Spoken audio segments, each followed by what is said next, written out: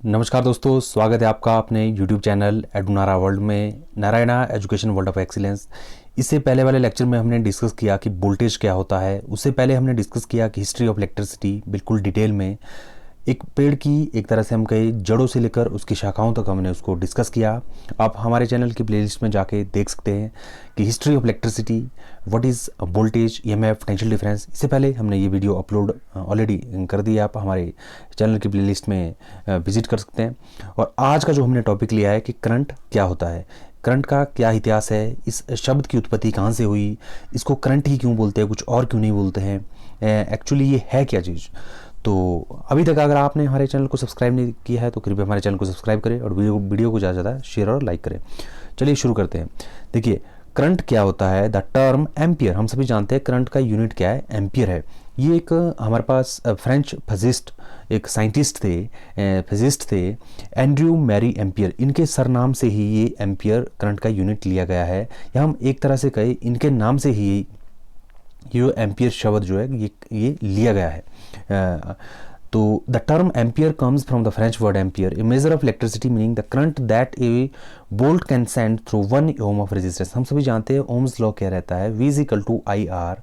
तो I is equal to क्या हो जाएगा, V अपॉन आर।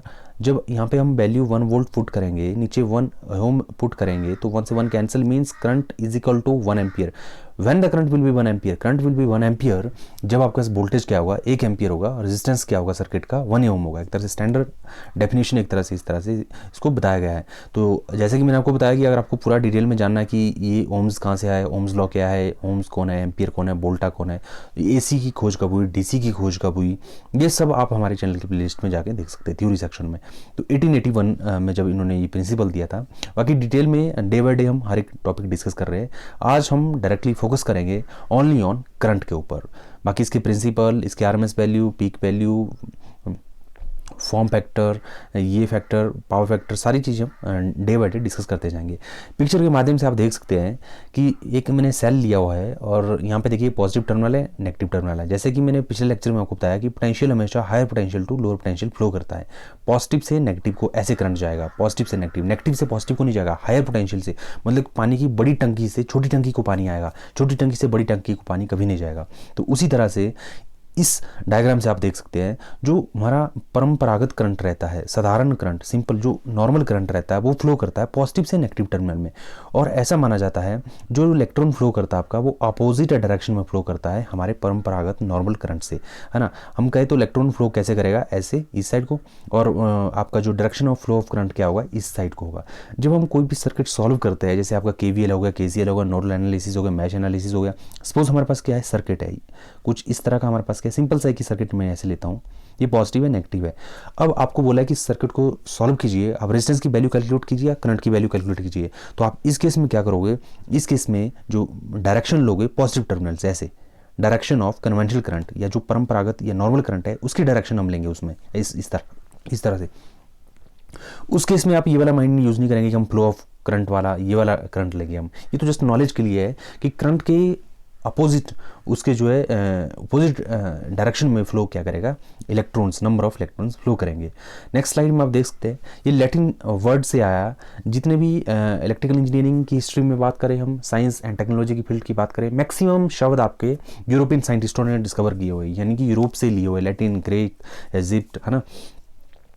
अभी लैटिन वर्ड क्यूरे से आया। क्यूरे का मतलब होता है भागना, दौड़ना, रन। एक तरह से करंट क्या करता है, बाहर में भागता है, दौड़ता है। देखा किसने, जस्ट इसको हम फील कर सकते हैं, इमेजिन कर सकते हैं। एक तरह से हम अपने हिंदुत्व या स्पिरिचुअल वर्ल्ड की दुनिया में अगर हम कहें, एक तरह से ये आत्मा है, एक तरह से ये क्या आपके पास भगवान है, सोल एनर्जी है, that can't be destroyed, it can be transform from one circuit to another circuit. ठीक है।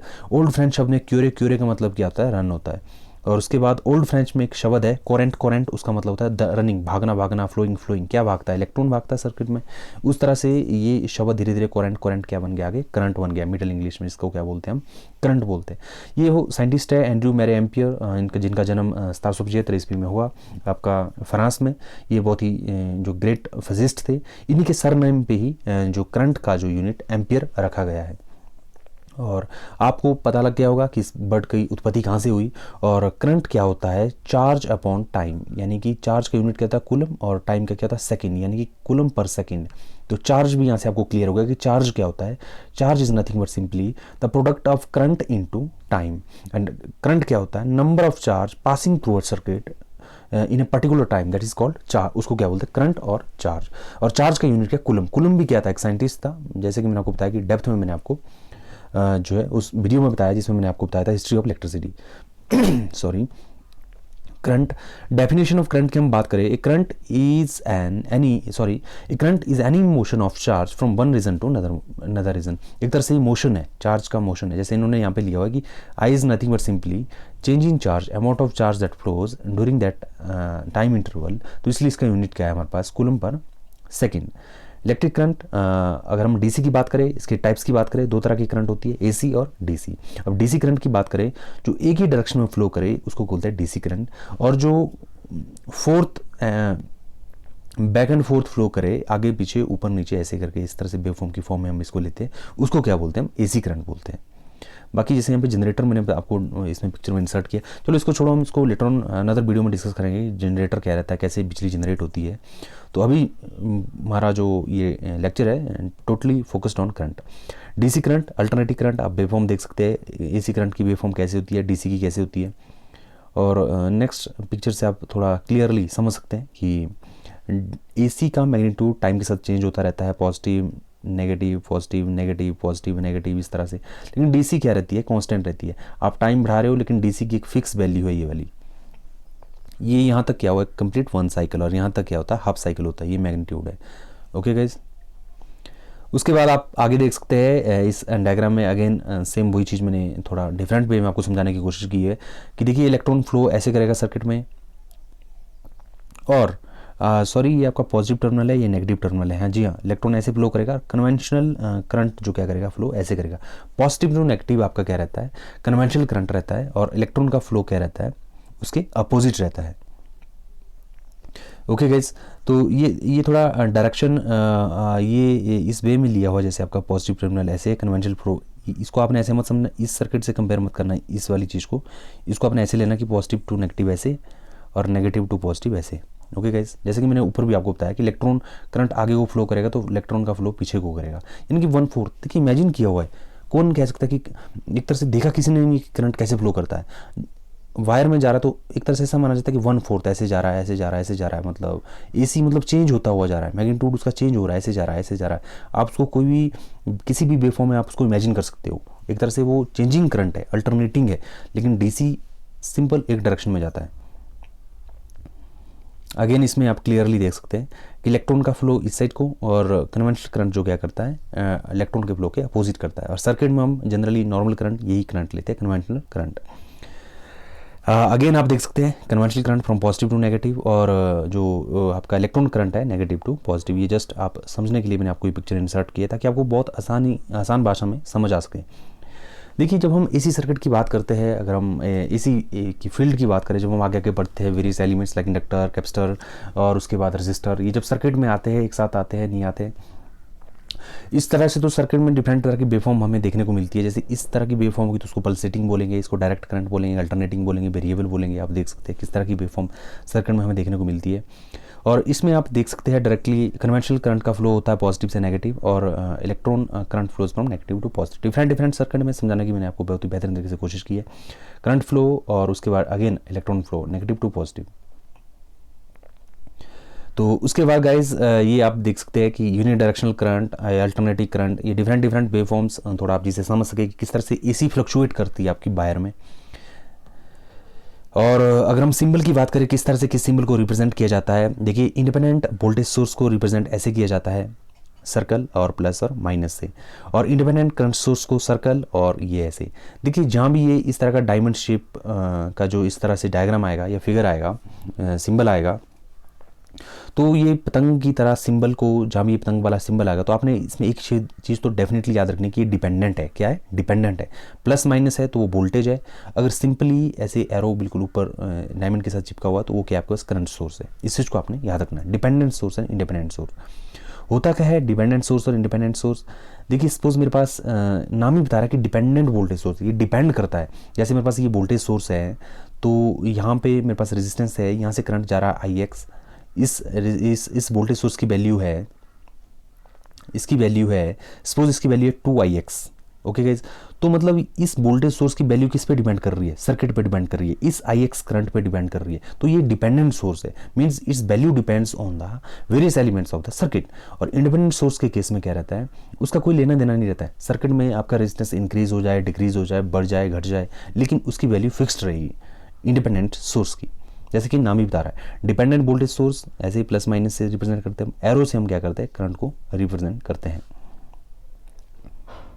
ओके गाइज, और बाकी जैसे कि मैंने आपको बताया कि देखिए एसी करंट सिंबल कैसे होता है और एसी वोल्टेज का सिंबल, इसमें एक एरो रहता है करंट के केस में, बाकी इसमें सिंपली ऐसे रहता है अल्टरनेटिंग वेवफॉर्म।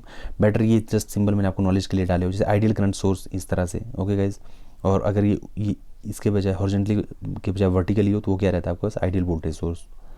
तो DC current source and DC voltage source, current source में जनरली क्या रहता है, एरो रहता है प्रोफेशनली अगर हम इसको ड्रॉ करें।